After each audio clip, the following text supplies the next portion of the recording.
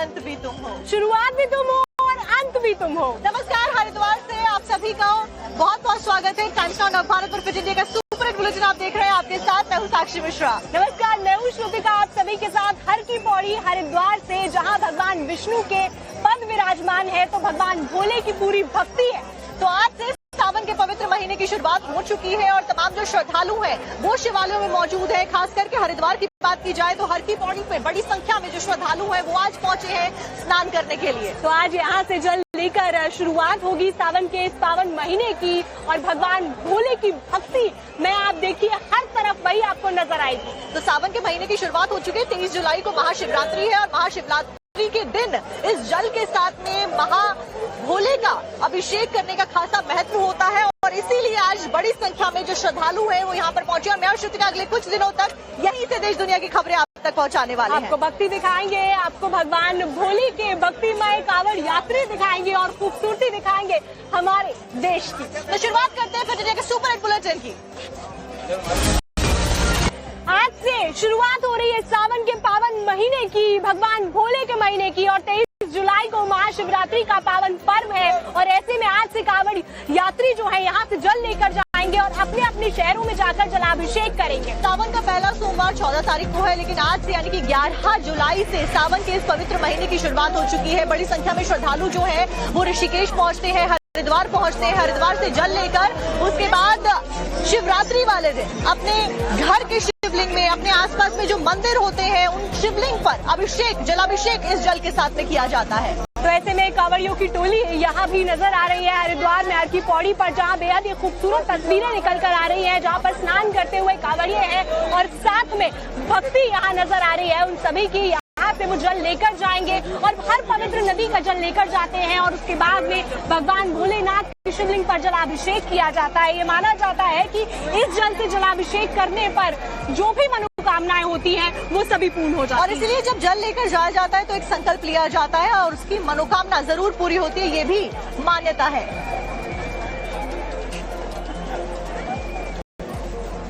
और इस बीच एक तरफ हरिद्वार की तस्वीरें हम दिखा रहे हैं, दूसरी तरफ महाकाल मंदिर में भी आज भस्म आरती की गई और बहुत खास तस्वीरें सामने आई हैं। यहाँ पर भक्तों का सैलाब उमड़ पड़ा है।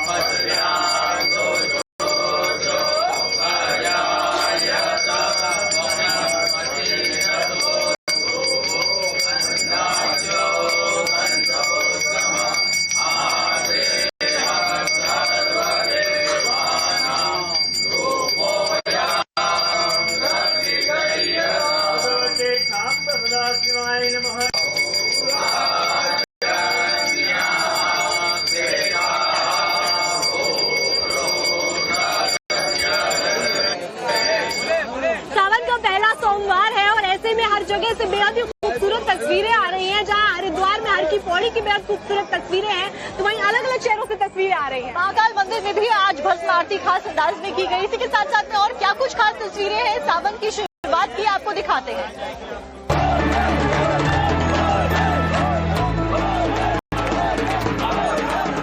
सावन महीने की शुरुआत शिव की भक्ति में खो जाओ। कांवड़ यात्रा का आगाज, सड़क पर भक्तों का सैलाब। प्रभु की भक्ति में शक्ति अपार, जयकारों से गूंजा भक्ति का संसार। आज से पवित्र सावन महीने की शुरुआत हो गई है। आज से पूरे एक महीने तक भक्त महादेव की भक्ति में डूबे रहेंगे। मंदिरों में सुबह से ही भक्तों का सैलाब दिखाई दे रहा है, जो देवों के देव महादेव की भक्ति में लीन है। हर गली, हर चौराहा, हर मोहल्ला शिव के जयकारों से गूंज उठा। आज से कांवड़ यात्रा की भी शुरुआत हो रही है। कांवड़िया कांवड़ में गंगा जल भरने हरिद्वार से लेकर प्रयागराज और वाराणसी के प्रमुख घाटों तक जा रही हैं। कांवड़ यात्रा 23 जुलाई 2025 तक चलेगी। कांवड़िया उत्तराखंड के हरिद्वार, गौमुख और गंगोत्री के हिंदू तीर्थ स्थानों से गंगा नदी के पवित्र जल लाते हैं, तो वहीं यूपी में प्रयागराज और वाराणसी से भी जल उठाया जाता है, जिससे भगवान शिव का अभिषेक होता है।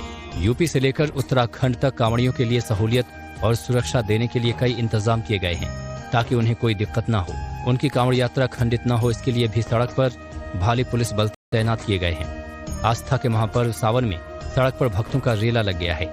चारों तरफ से हर हर महादेव के नाम के जयकारे लग रहे हैं। हर कोई देवों के देव महादेव की भक्ति में लीन है। जहां एक तरफ हम हरिद्वार में मौजूद हैं, वहीं संभल के लिए ये सोमवार, ये शिवरात्रि बेहद खास होने वाली है, क्योंकि ऐतिहासिक कार्तिकेश्वर मंदिर के कपाट 40 साल के बाद में खुले थे और इस बार वहां पर इसी जल के साथ में जलाभिषेक किया जाएगा। तो ऐसे में मंदिर परिसर की सुरक्षा व्यवस्था बढ़ा दी गई है, वहाँ पे RAF जवानों की तैनाती कर दी गई है और साथ ही CCTV कैमरों से वहाँ नजर रखी जा रही है। आपको दिखाते हैं। बार के सावन की कुछ अलग ही बात है। इस बार संभल में 46 साल बाद मिले प्राचीन कार्तिकेय मंदिर है, जहां 46 साल बाद सावन में पहली बार कांवड़िए शिवलिंग पर जलाभिषेक करेंगे। इस बार श्रद्धालुओं की भारी भीड़ को देखते हुए मंदिर परिसर के आसपास RRF के जवान तैनात किए गए हैं और CCTV कैमरों से मंदिर की निगरानी की जा रही है। संभल से शुरू हुई कांवड़ यात्रा इस बार संभल सांसद के घर से 150 मीटर दूर से शुरू हुई, तो वहीं पास में ही कांवड़ यात्रा को लेकर कंट्रोल रूम बनाया जाएगा। कंट्रोल रूम की CCTV कैमरे से निगरानी की जाएगी। हरिद्वार में गैर हिंदू जोन और सेंसिटिव जोन को चिन्हित किया गया है।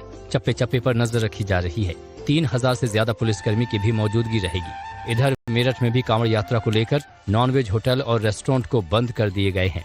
होटल के मालिक ने भी प्रशासनिक फैसले को सही बताया है। मेरठ और हापुड़ रोड पर स्थित सभी नॉनवेज होटल को अस्थायी रूप से बंद कर दिया गया है। किसी को तकलीफ ना हो, ये पूरा साल होता काम करने का, जहाँ प्रशासन का शासन है 10-12 दिन के लिए बंद कराने को कोई हमें एतराज नहीं। सड़कों पर आस्था का सैलाब नजर आ रहा है। जिधर देखो कांवड़िए की टोली नजर आ रही है, जो भक्ति के समंदर में डूबी है। सावन का पावन महीना शुरू हो चुका है और ऐसे में कांवड़िए जाना शुरू हो गए हैं। आप कहाँ से आ रहे हैं बाबा? सिरसा से। तो अब कितने दिन में लगेंगे वहाँ पहुँचने? 11 दिन लगेंगे। 11 दिन पैदल चल के जाएंगे। हाँ जी। कांवड़ लेकर जा रहे हैं और बहुत ही खूबसूरत है। और आप हर साल ऐसे आते हैं कांवड़ लेकर? हर साल ऐसे लेके जाते हैं? इसी कांवड़ को लेकर जाते हैं? साल हो गए? ये 7-8 साल हो गए। 7-8 साल से आ रहे हैं। तो यही खूबसूरती है भारत देश की और पावन सावन के सोमवार की अब आने वाला है और उससे पहले जो श्रद्धालु हैं बड़ी संख्या में नजर आ रहे हैं। बिल्कुल, और भगवान भोलेनाथ की भक्ति हर तरफ नजर आ रही है। कांवड़ यात्रा के लिए कांवड़ियों में उमंग है और वो हर तरफ ये तस्वीरें हरिद्वार से देखने को मिल रही हैं। वहीं दूसरी तरफ मेरठ की बात कर लेते हैं, क्योंकि मेरठ में भी इस बार जो यात्रा निकलने वाली है वो बेहद खास होने वाली है, क्योंकि इस बार की यात्रा ऑपरेशन सिंदूर के नाम होने वाली है और हर साल कांवड़ की यात्रा इसी तरीके से निकाली जाती है।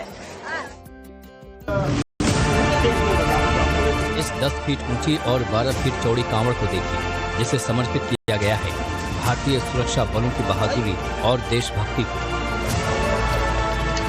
मेरठ की सड़कों पर इस बार ये कांवड़ सबसे ज्यादा चर्चा में है, क्योंकि इसे तैयार किया गया है ऑपरेशन सिंदूर की थीम पर, जिसका मकसद ये बताता है कि जब देश पर हमला होता है तो धर्म नहीं, सिर्फ भारत खड़ा होता है।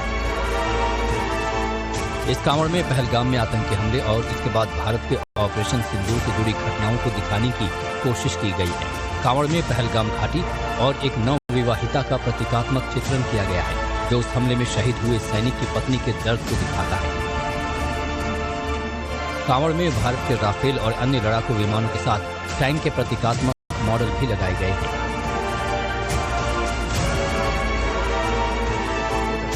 इस विशेष कांवड़ को हरिद्वार से लाकर मेरठ के प्रसिद्ध औघड़नाथ मंदिर में जलाभिषेक किया जाएगा। खास बात यह है कि इस कांवड़ को तैयार करने में मुस्लिम युवक भी बढ़ चढ़कर हिस्सा ले रहे हैं। संदेश साफ है, जब बात देश की हो तो कोई मजहब आड़े नहीं आता। इससे पहले भी ये युवा बुलडोजर कांवड़ जैसे अनूठे कॉन्सेप्ट पेश कर चुके हैं, जो सोशल मीडिया से लेकर यात्रा मार्गों तक चर्चा में है। तो अभी आपने ऑपरेशन सिंदूर की थीम पर आधारित कांवड़ देखी, जिसमें कैसे ऑपरेशन चलाया गया था आतंकियों के खिलाफ। पहलगाम में इन आतंकियों ने अटैक किया था और उसके बाद में इनको उनके अंत तक कैसे पहुंचाया गया, उसको दिखाने की कोशिश की गई है। अब आपको एक ऐसी कांवड़ यात्रा दिखाते हैं जहां पर नौजवानों का जज्बा है देशभक्ति का और साथ ही शिव भक्ति भी नजर आ रही है और वो बिगुल बजा रहे हैं एकजुटता का। देखिए। ओम नमः पार्वती पतये शिव हर हर हर महादेव। मेरठ के 9 युवाओं की टोली 151 लीटर गंगा जल की कांवड़ उठाकर निकली। शिव भक्तों की ये टोली हरिद्वार से मेरठ तक की कठिन पैदल सफर पर है और इसकी कांवड़ समर्पित है पहलगाम आतंकी हमले में मारे गए हिंदू भाई बहनों के नाम। इन कांवड़ियों की गाड़ी पर एक बैनर भी लगा है जिस पर लिखा है, पहलगाम में हुए आतंकी हमले में मारे गए हिंदू भाई बहनों की आत्मा की शांति के लिए 151 लीटर जल उनके नाम। ये टोली और इनकी गाड़ी पर लगा पोस्टर ये महज एक कांवड़ नहीं बल्कि एक संदेश है, क्योंकि 151 लीटर जल लेकर निकले ये कांवड़िए जब मेरठ पहुंचेंगे तो भगवान शिव का नाम भी गूंजेगा और शहीदों को श्रद्धांजलि भी मिलेगी।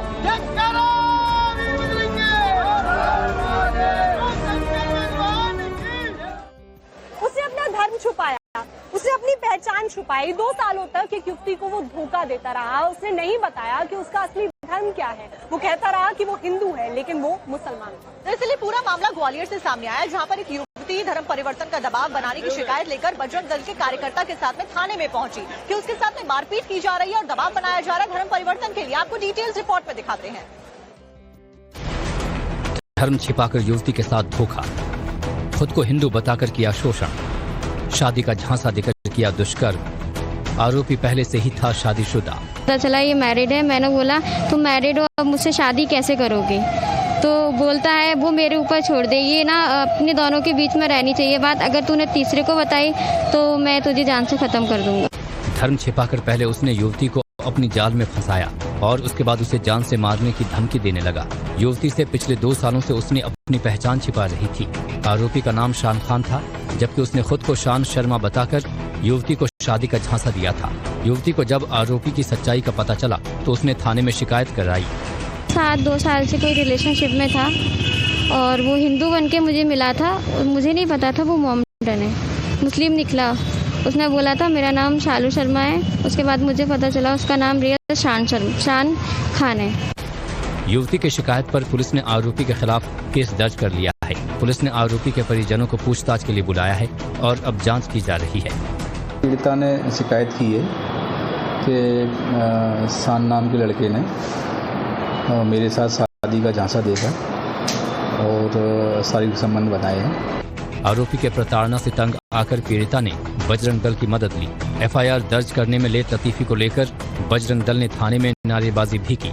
अब देखना है कि आरोपी की गिरफ्तारी कब तक हो पाती है।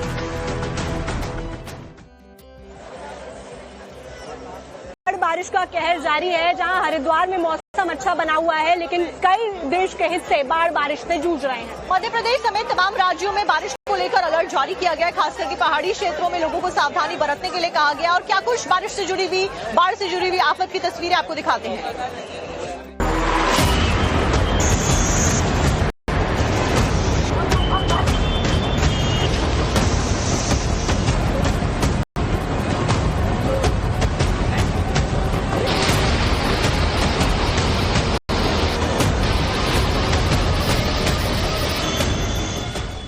पहाड़ों पर हो रही बारिश का असर मैदानी इलाकों में नजर आने लगा है। जहां नदियां पूरी तरह से उफान पर हैं, तो वहीं कई इलाके जलमग्न होने की कगार पर हैं। यूपी के बलरामपुर में 6 से ज्यादा गांव में बाढ़ का पानी घुस चुका है। नेपाली पहाड़ियों पर हो रही बारिश से तराई इलाके में 20 गांव टापू में तब्दील हो चुके हैं। बाढ़ के चलते कई सड़कों पर पानी भर गया, जिसके चलते आवाजाही पूरी तरह से ठप है। बारिश और पहाड़ी इलाके से आ रहे सैलाब के चलते नदी नालों में उफान है, जिसके चलते कई गांव का कनेक्शन आपस में टूट चुका है। इटावा में भारी बारिश के बाद मैनपुरी रोड पर बने अंडरपास में पानी भर गया, जिसके चलते सैफई मेडिकल कॉलेज की बस पानी में फंस गई। बस में कॉलेज स्टाफ और स्टूडेंट थे।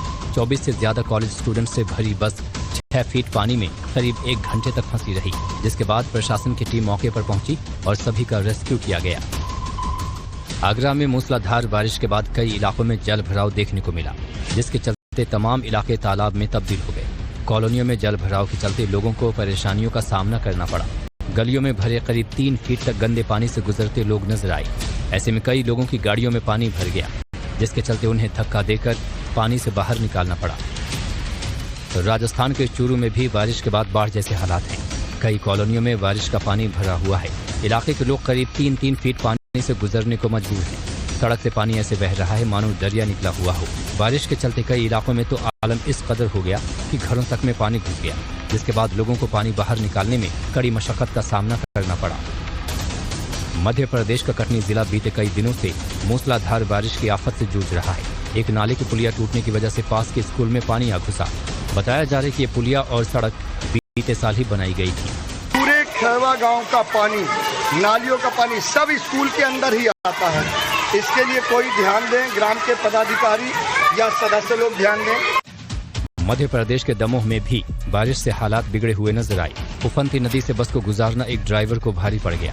बस ड्राइवर की लापरवाही के चलते करीब 15 यात्रियों की जान आफत में फंस गई। गनीमत रही कि यात्रियों के चिल्लाने के बाद मौके पर मौजूद गांव वालों ने सभी को सलामत बाहर निकाल लिया। झारखंड के रामगढ़ जिले में भारी बारिश के चलते भैरवी और दामोदर नदी उफान पर हैं, जिसके चलते राजप्पा मंदिर परिसर में पानी घुस गया। परिसर में लगी तमाम दुकानों में बाढ़ का पानी भर गया। तो वहीं इस दौरान एक शख्स सैलाब में फंस गया, जिसे मौके पर मौजूद लोगों और दुकानदारों ने रेस्क्यू किया। प्रशासन ने लोगों से नदी किनारे न जाने की अपील की है। महाराष्ट्र के नागपुर में भी कान्हा नदी उफान पर है। डैम से पानी छोड़े जाने के बाद निचले इलाकों में बाढ़ का खतरा मंडराने लगा है। बीते 2 दिनों से वर्धा समेत आसपास के जिलों में हो रही बारिश के चलते इलाके में नदी नाले उफान पर हैं। ऐसे में इन जिलों के लिए मौसम विभाग ने 2 दिनों का येलो अलर्ट जारी किया है। विदर्भ जो ज्यादातर महाराष्ट्र का एक सूखा इलाका माना जाता है, बारिश कम होती है, लेकिन इस बार मानसून ने करवट बदली है और लगातार बीते 2 से 3 दिनों से लगातार यहां पर रुक रुक के तेज बारिश हो रही है, जिसकी वजह से नदियों में उफान देखा जा सकता है। यानी मुसीबत अभी भी नागपुर के लोगों के लिए बनी हुई है। वीडियो जर्नलिस्ट साहिल के साथ अतुल सिंह, टाइम्स नाउ नवभारत, नागपुर। आस्था के सैलाब खबर मिली है और यहाँ पर अफसरों की भूख सरकारी खर्च से भी बड़ी निकली। साक्षी, यहाँ पर हुआ ऐसा है कि स्कूल की मरम्मत के नाम पर, स्कूल में जो पेंट होना है उसके नाम पर एक बड़ा घोटाला सामने आया। आपको पूरी रिपोर्ट दिखाते हैं। ड्राई फ्रूट्स का जलसा, शक्कर वाली चाय का तड़का और सरकारी पैसे की मिठास। अजब एमपी के शहडोल से सामने आई घोटालों की ये एक और गजब कहानी। मामला ड्राई फ्रूट्स का है। काजू, बादाम, किशमिश और नमकीन के नाम पर ऐसा बंटवारा हुआ जैसे जल गंगा नहीं, भोजन गंगा ही बहा दी गई। दरअसल बारिश का पानी रोकने के लिए सरकार और प्रशासन जल गंगा संवर्धन अभियान चला रहे हैं। इसी के तहत 25 मई को शहडोल के भदवाही ग्राम पंचायत में एक जिला स्तरीय कार्यक्रम हुआ। मौके पर तमाम बड़े अफसर भी पहुंचे। ऐसे में ग्राम पंचायत ने मेहमान नवाजी में कोई कसर नहीं छोड़ी। खरीदारी हुई एकदम शाही ब्याह स्टाइल में। तस्वीरें भले ही ना कहें, लेकिन कम से कम ये बिल तो बता ही रहा है। कार्यक्रम के नाम पर जो चला वो था ड्राई फ्रूट्स का दरबार। सोशल मीडिया पर वायरल इस बिल की कॉपी के मुताबिक कार्यक्रम में अधिकारियों की आवभगत के लिए 5 किलो काजू, 5 किलो बादाम, 3 किलो किशमिश, 30 किलो नमकीन, 20 पैकेट बिस्किट, चाय के लिए 5 किलो शक्कर और 6 किलो दूध मंगवाया गया। टोटल बिल बना 19,010 रुपए। बिल की कॉपी पर सचिव जी का मुहर और सिग्नेचर भी दिखाई दे रहे हैं। बिल में लिखी तारीख को काटकर 24 मई किया गया है, जो पहले 25 मई लिखी गई थी। इस पूरे मामले में जिला पंचायत प्रभारी सीईओ का कहना है कि कार्यक्रम का आयोजन हुआ था, लोग भी थे, ग्रामीण भी थे, चाय नाश्ते का इंतजाम भी था, लेकिन इतनी मात्रा में काजू बादाम कहीं नजर नहीं आए। जलगंगा संवर्धन अभियान के तहत कार्यक्रम तो आयोजित हुआ था, हम लोग भी उसमें शामिल हुए थे और ग्रामीण जन भी थे। उनको खाने के लिए व्यवस्था भी की गई थी। चूंकि दूरस्थ क्षेत्र था, लोगों ने मेहनत किया था, काम किया था, तो इसलिए उद्देश्य था कि वहाँ उन लोगों के लिए थोड़ा चाय नाश्ते पानी की व्यवस्था की जाए। परंतु ये काजू, किशमिश और इस तरह का जो बिल लगे हैं, ये चीज़ें अभी संज्ञान में नहीं हैं। अपन बात करते हैं कि ये किस तरह से उनके द्वारा ये बिल लगाया गया है। अब सोशल मीडिया पर बिल वायरल हो चुका है और जांच का भरोसा भी दिया गया है, लेकिन सवाल ये है कि सरकारी आयोजन अफसरों की सेवा है या फिर सेल्फ सर्विस।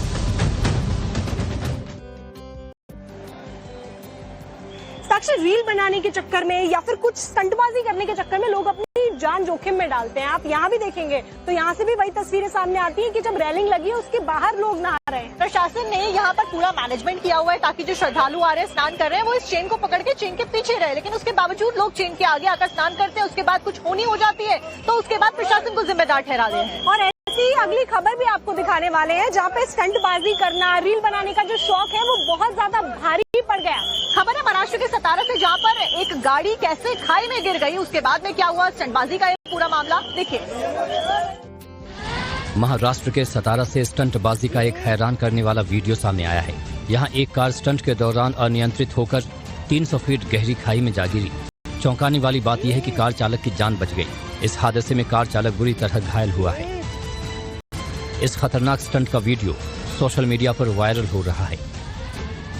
कराड़ में 9 जुलाई की शाम का ये मामला बताया जा रहा है। घायल युवक साहिल को अस्पताल में भर्ती कराया गया है, जहां उसकी हालत नाजुक बताई जा रही है। हर साल की तरह इस साल भी सावन के पवित्र महीने की शुरुआत हो चुकी है और कांवड़िए बड़ी संख्या में यहां पर हरिद्वार में मौजूद है और यहां से ही जल लेकर आगे अपने जो मंदिर है वहां पर पहुंच रहे हैं। लेकिन इसी बीच हंगामे की एक बार फिर से खबर सामने आई है। हंगामा और बवाल, ये मानिए कि हर बार कांवड़ यात्रा जब निकलती है तो उसमें कोई ना कोई ऐसी खबर सामने आ ही जाती है और ऐसे में जो अब खबर सामने आई है उसमें हरिद्वार में कार ने कांवड़िए को टक्कर मार दी, जिससे जो कांवड़ लेकर जा रहे थे वो खंडित हो गए। बवाल और तोड़फोड़ की ये तस्वीरें हरिद्वार के बहादुराबाद थाना क्षेत्र की हैं। यहाँ गुरुवार शाम उस वक्त अफरा तफरी मच गई जब एक कार की टक्कर से एक कांवड़िए का गंगा जल गिर गया। इससे आक्रोशित कांवड़ यात्रियों ने लाठी डंडों और पत्थरों से हमला कर दिया। कार की टक्कर से एक कांवड़िया चोटिल भी हो गया। जिस कार से टक्कर हुई थी, कांवड़ियों ने उस कार में जमकर तोड़फोड़ की। गाड़ी पर लाठी डंडे बरसाए गए, शीशे तोड़ दिए गए, नंबर प्लेट उखाड़ दी गई। देखते ही देखते कार का हुलिया बिगाड़ दिया गया। पुलिस ने कार चालक को बचाते हुए पुलिस चौकी भेज दिया। मौके पर लोगों की भीड़ जुटी। कांवड़ियों के इस बवाल के दौरान जाम के हालात बने रहे। हालांकि मौके पर पहुंची पुलिस ने हालात को काबू में किया। पुलिस ने आरोपी 3 कांवड़ यात्रियों को गिरफ्तार कर लिया है। तीनों के खिलाफ कार चालक की तहरीर पर मुकदमा दर्ज कर दिया गया है। दिल्ली से सटे गुरुग्राम से दिल दहला देने वाली एक घटना सामने आई है। यहाँ पर स्टेट लेवल टेनिस खिलाड़ी की हत्या कर दी गई है। राधिका यादव की हत्या किसी और ने नहीं बल्कि उनके पिता ने ही कर दी। लेकिन आखिरकार क्यों एक पिता अपनी बेटी की हत्या कर देता है, आपको डिटेल्स रिपोर्ट में देते हैं। यही वो राधिका यादव हैं जो स्टेट लेवल की टेनिस प्लेयर हुआ करती थी, जो टेनिस अकेडमी चलाती थी, जो कुछ यूं कपड़ों में बेजान लिपटी हुई है क्योंकि इसकी अपने ही पिता ने गोली मारकर हत्या कर दी। राधिका को दीपक ने एक के बाद एक 3 गोलियां मारी, जिसके बाद परिवार वालों ने राधिका को गंभीर हालत में निजी अस्पताल में भर्ती करवाया, जहां डॉक्टर ने मृत घोषित कर दिया। बताया जा रहा है कि बेटी के रील बनाने और टेनिस अकेडमी खेलने से पिता दीपक यादव नाराज थे। जो रीजन है घटना के पीछे, उसमें फिलहाल तक जो पाया गया है कि ये जो राधिका मृतका थी, ये कोई टेनिस अकेडमी अपनी चलाती थी, जिसको लेकर के इसके पिता नाराज थे और उन्होंने इसको कई बार बोला था कि ये अकेडमी न चलाए और इसी नाराजगी के चलते इन्होंने गोली चला करके हत्या की वारदात को अंजाम दिया। घर वालों की माने तो दीपक बेहद गुस्सैल स्वभाव का था। सुबह राधिका और दीपक में बहस हुई। राधिका किचन में खाना बना रही थी। इस दौरान पिता ने लाइसेंस से पिस्टल से बेटी के पेट पर 3 गोलियां मारी। उस समय घर में राधिका के भाई, मां और नीचे फ्लोर पर चाचा कुलदीप का परिवार मौजूद था। पुलिस ने आरोपी दीपक को गिरफ्तार कर लिया है। हत्या में इस्तेमाल हथियार भी जब्त कर लिया गया है। और अब अगली खबर आपको कॉमेडी किंग कपिल शर्मा से जुड़ी हुई बताते हैं, जिन्होंने है उसका दौर बहुत ज्यादा तेज हो गया है। हर मुद्दे पर ही सियासत गर्मा रही है, चाहे वो मुद्दा वोटर वेरिफिकेशन का हो या फिर तेज प्रताप के चुनाव लड़ने की जानकारी हो। आपको रिपोर्ट।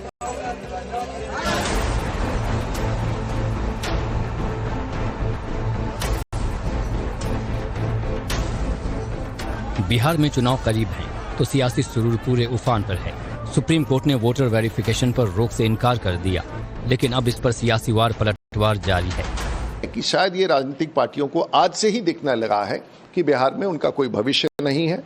शायद चुनाव के परिणाम के संकेत चुनाव के बहुत पहले ही उन्हें मिलने लगे हैं, ऐसा मुझे आभास होता है। आरएसएस और बीजेपी के जरिए किया जा रहा है, जो पूरा मीडिया को, पूरा प्रशासन को, पूरा ईसी वगैरह वगैरह वगैरह वगैरह, ईडी बीडी सबको अपने काबूज कर लिया। एक तरफ वोट वेरिफिकेशन को लेकर घमासान है, तो वहीं दूसरी ओर पार्टियों के वजूद की भी लड़ाई बिहार में चल रही है।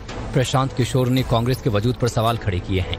कांग्रेस लालू यादव की पिछलग्गू पार्टी है, राजद की पिछलग्गू पार्टी है, इसलिए मंच पर कौन बैठेगा नहीं बैठेगा ये निर्णय राजद का नेतृत्व करता है। इधर आरजेडी और लालू परिवार से बेदखल तेज प्रताप यादव ने भी चुनाव लड़ने के संकेत दिए हैं। क्या लगता है लोगों से चुनाव लड़ना है क्या? अब यहाँ के जनता मांग करेगी तो लड़ना पड़ेगा। चुनावी ऐलान से पहले बिहार में सियासी जोड़तोड़ और बयानबाजी का दौर तेज है। हर मुद्दा राजनीति का पारा गर्म कर रहा है।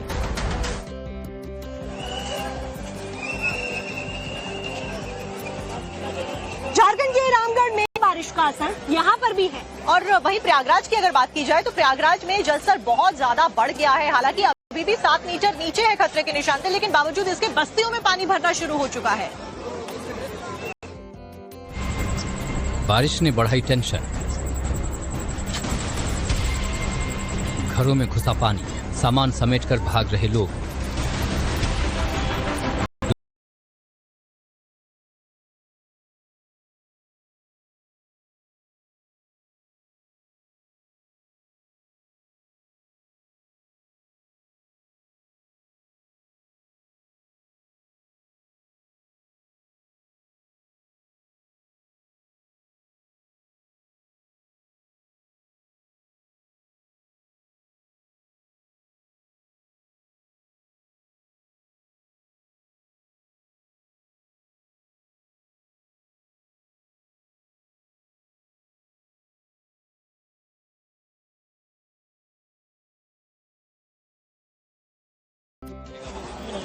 तो हरिद्वार में मां मनसा देवी के आप भी दर्शन कीजिए। आज बड़ी तादाद में श्रद्धालु यहाँ पर सावन के लगातार जो पूछताछ है वो जारी है। आपको ये बता दें कि जो अहम खुलासा हुआ है वो ये है कि छांगुर के जो नेटवर्क था वो न केवल उत्तर प्रदेश से जुड़ा हुआ पाया गया है, बल्कि खाड़ी देशों के साथ, खास करके दुबई के साथ में ये पूरा नेटवर्क चल रहा था। पैसा वहाँ से आता था, यहाँ पर धर्म परिवर्तन करने का दबाव लोगों के ऊपर बनाया जाता था। तो ऐसे में 16 करोड़ की प्रॉपर्टी छांगुर बाबा की थी और उसको भी ध्वस्त किया गया है, उस पर बुलडोजर एक्शन भी किया गया है लगातार। और ऐसे में 100 करोड़ की फंडिंग की विदेश से बात भी सामने आई है। छांगुर की पूरी गैंग के खिलाफ में एक्शन और ज्यादा होता हुआ नजर आने वाले समय में अवैध संपत्तियों का पता लगाकर उसे ध्वस्त किया जाएगा। ध्वस्तीकरण अभियान छांगुर और उसके साथियों की प्रॉपर्टी के ऊपर किया जाएगा। आज से कस्टडी रिमांड के दौरान छांगुर से अवैध धर्मांतरण सिंडिकेट पर भी पूछताछ होगी।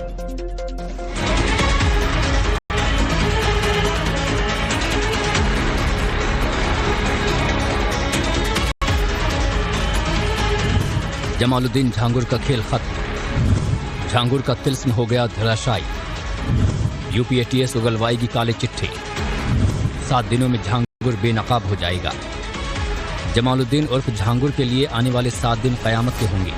यूपी एटीएस झांगुर के तिल्स्म को एक एक करके धराशायी करती जा रही है। 7 दिनों की रिमांड में पुलिस झांगुर से एक एक सबूत उगवा लेगी। खबर है कि पुलिस जमालुद्दीन झांगुर को बलरामपुर के उतरौला रेहरा माफी के साथ मुंबई और पुणे भी लेकर जाएगी, ताकि उसके पूरे नेक्सस को खत्म किया जा सके। यूपी एटीएस जमालुद्दीन झांगुर के खातों में फंडिंग और धर्मांतरण की गुत्थी को पूरी तरह से सुलझाने में जुटी है। पुलिस उसके पूरे गैंग को बेनकाब करना चाहती है। इस गैंग ने जहां जहां अवैध संपत्ति अर्जित की है, अवैध धन का इस्तेमाल करके, उन सभी की भी जानकारी की जाएगी तथा अवैध संपत्तियों को जब्तीकरण की कार्रवाई तथा उन्हें डिमोलिश करने की कार्रवाई भी की जाएगी। यूपी एटीएस अब झांगुर के पूरे नेक्सस का पर्दाफाश करने में जुटी है कि गैंग कैसे चलती थी और फंडिंग कहां से होती थी। एटीएस इन्वेस्टिगेशन कर रही है। इन्वेस्टिगेशन के दौरान कई तथ्यों को सामने लाने की कोशिश एटीएस की रहेगी, जैसे जलालुद्दीन के नेटवर्क में कौन कौन लोग शामिल थे, पैसों का लेन देन विदेशों से कहां से होता था और कैसे पैसा यहां तक पहुंचा करता था। उम्मीद है कि रिमांड के 7 दिनों में जमालुद्दीन उर्फ झांगुर के पूरे काले साम्राज्य का खुलासा हो जाएगा और ये पता चल जाएगा कि उसके पीछे किसका हाथ है, उसकी फंडिंग कहां से होती थी। एक तरफ जहां छांगुर के खिलाफ में एटीएस की टीम एक्शन लेती हुई नजर आ रही है, दूसरी तरफ ईडी ने भी अब एक्शन लेना बड़े स्तर पर शुरू कर दिया है। तो ऐसे में एटीएस की तरफ से ये दस्तावेज मिले हैं कि 100 करोड़ की विदेशी फंडिंग छांगुर और जलालुद्दीन के पास आ रही थी और ऐसे में अब उससे पूछताछ भी होने वाली है। आप सोचिए कि 40 से ज्यादा अलग अलग खातों की जानकारी मिली है। 106 करोड़ रुपए से ज्यादा का जो डिपॉजिट था वो इन खातों में होने की बात भी कही जा रही है। ईडी फिलहाल जितनी भी प्रॉपर्टीज है और जो भी कुछ चीजें हैं वो मनी लॉन्ड्रिंग के केस के साथ में तहत अब अटैच करने वाली है। जमालुद्दीन झांगुर पर जांच एजेंसियों का डबल अटैक। एटीएस की एफआईआर के बाद अब ईडी ने मारी झांगुर पर दबिश। धर्मांतरण के लिए विदेशों से फंडिंग, क्या है असली खेल? झांगुर का मुख्तार कनेक्शन, आखिर क्या है असली नेक्सस? जमालुद्दीन झांगुर अब नहीं बचेगा। एटीएस के बाद अब प्रवर्तन निदेशालय यानी ईडी ने दबिश मारकर मनी लॉन्ड्रिंग के केस में अब झांगुर पर जांच शुरू कर दी है। ऐसा आरोप है कि जमालुद्दीन ने पैसों का लालच देकर लोगों पर धर्मांतरण के लिए दबाव बनाता था। एफआईआर में बताया गया है कि झांगुर बाबा ने धार्मिक प्रवचनों, शिजराए तैयबा नाम की किताब और विदेशी फंडिंग के जरिए खासकर दलितों और गरीब हिंदुओं को इस्लाम में बदलवाया था। पूछताछ में पता चला कि 40 अलग अलग बैंक खातों में 106 करोड़ रुपए थे और ये पैसा मिडिल ईस्ट की कंट्री से आ रहा था। उसका 10 दूसरे के साथ में हुआ। हाँ। और जो दूसरा पार्ट था उसका भी 10 दूसरे के साथ में हुआ। वो 10 कंप्लीट हुए, लेकिन इन्होंने सौदा कंप्लीट नहीं किया। सिर्फ मुझे कहीं ना कहीं ये और इनके गैंग के लोग लीगल में गैंग है इसमें। हाँ, गैंग है। जमालुद्दीन उर्फ छांगुर पर एक्शन जारी है। पुणे के पिंपरी चिंचवड़ में रहने वाले मोहम्मद अहमद खान ने छांगुर बाबा पर गंभीर आरोप लगाया है। उन्होंने बताया कि ये पूरा गैंग सक्रिय है जो अलग अलग राज्यों में है कि ये सब लोग हमको फंसा रहे हैं। उसके बाद में 2023 से पहले आपकी और इनकी मुलाकात हुई है? हाँ, इनकी मुलाकात हुई है। ये रिश्ते में है। 2020 में हुई, 22 में हुई, 21 में ये रिश्ते में आते हैं। छांगुर सलाखों के पीछे है। जांच एजेंसियों ने शिकंजा कस दिया है। अब जल्द ही छांगुर के काले साम्राज्य का अंत हो जाएगा। साक्षी, वो जो कहावत है ना कि सावधानी हटी दुर्घटना घटी, उसका आप लाइव एग्जांपल यहाँ पर भी देख सकते हैं। हम बार बार ये कह रहे हैं, प्रशासन के द्वारा बोर्ड लगाए गए हैं कि आप इस एरिया के पीछे रहिए, जहाँ तक चेन है वहीं तक स्नान करिए, लेकिन उसके बावजूद ये लोग स्नान करने से ज्यादा मस्ती करते हुए यहाँ पर नजर आ रहे हैं। और बिल्कुल, और आपको ऐसी ही खबर हम आगे दिखाने भी वाले हैं, जहाँ पर कैसे एक बस ड्राइवर ने 20 यात्रियों की जान जोखिम में डाल दी। आगे क्या हुआ इनके साथ में, रिपोर्ट में देखिए। स्थानीय लोगों ने दमोह के तेजगढ़ में एक यात्री बस के चालक की लापरवाही से यात्रियों की जान खतरे में पड़ गई। दमोह से झलौन जा रही बस के ड्राइवर ने उफनते नाले को पार करने की कोशिश की, लेकिन किस्मत ने साथ नहीं दिया। यात्री इसमें सवार थे। बस अनबैलेंस होकर नाले में फंस गई। बस का आधा हिस्सा पुलिया से उतरकर बहते पानी की तरफ झुक गया और आधा हिस्सा बाहर लटक गया। स्थानीय लोगों और पुलिस की मदद से बस में सवार यात्रियों को सुरक्षित बाहर निकाला गया।